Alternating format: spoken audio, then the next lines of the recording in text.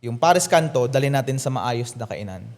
May parking, may upuan, even yung bata na 1-year-old baby, kaya mong dalhin.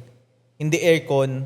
Pagsamahin natin yung equality doon, na pag nandun ka sa kainan na yun, sabi ko, nagka-idea ako, bakit hindi natin gawin? Yun nga, yung bago nga hanapin yung pwesto na yan. Ba't hindi natin gawin? I-innovate natin yung Pares. Bigyan natin ng buhay yung Pares. Alam ko naman na may Goto Tendo na, may Pares si Tiro. Pero bakit hindi natin pagtagpuin yung masa at saka yung high class na tao? Ba't hindi natin pagsamahin na kumbaga, kung ikaw mayaman, gusto mong kumain ng Pares, na Kanto Pares. Dito Kasi sa yung kila Boss Pares si Tiro at kila Boss Goto Tendon, yung Pares na matamis. Sabi ko, bakit hindi natin gawin yung Pares Kanto, medyo bigyan natin ng buhay, bigyan natin ng halaga. Oo. Bigyan natin Bigyan natin ng space, di ba? Bigyan natin ng shine. So sabi ko, ba't hindi natin gawin yung Pares Kanto, dali natin sa maayos na kainan.